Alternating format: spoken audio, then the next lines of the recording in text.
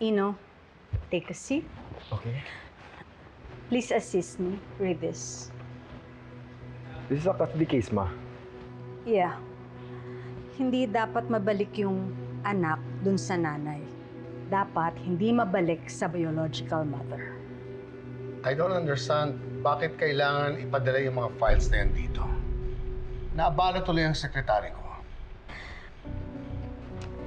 Hindi ko kasi masyadong alam yung kaso. Gusto kong pag-aralan dahil wala naman tayong malakas sa panlaban sa kanila. You're not a lawyer.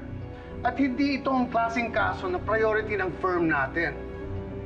Why are you even wasting our time? Anak, may pag-uusapan lang kami ng daddy mo. Okay po.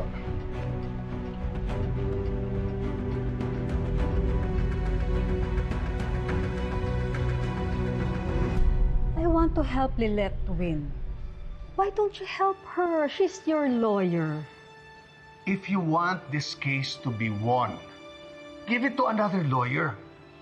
Not to Attorney Matias. No one will take her seriously. Do you understand what I'm trying to say? Cons, di ba nga, it will be a good PR for the firm kapag napanalo ng isang lawyer na little person ang kaso. Attorney, here's the copy of the late registration ng birth certificate ni Hope indicating Nimia as her mother.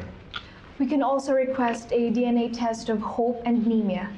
That's a scientific evidence to prove na si Nemia talaga yung biological mother ng bata.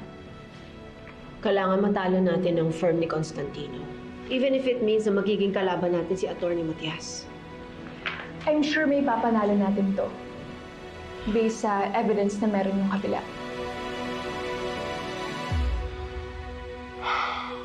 Are you sure na gusto mong ipanalo ni Attorney Matias tong kasong to? Or gusto mo lang na mapanalo ang kaso against Meredith? Both. I know Lilette can win this. Hindi magpapatalo si Lilette kasi first case niya and she's a top-notcher. She has this determination to win. So let's make her shine while proving that we are the best law firm. Cons, we are at best when we're together.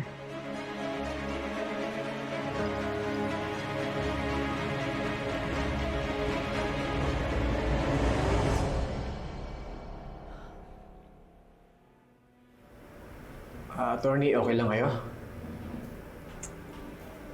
Yes, okay lang ako. Naisip ko lang yung firm na pinagtatrabahuhan ni Atty. Matias. I know what they're capable of. Sisiguraduhin nila na sila ang mananalo. Kahit alam naman nila na dapat si Nimia ang manalo dahil siyang totoong nanay ng bata. Wala silang mga puso eh. Hindi nila alam kung anong totoong pinagdadaanan ng isang nanay na nawalay sa kanyang sariling anak.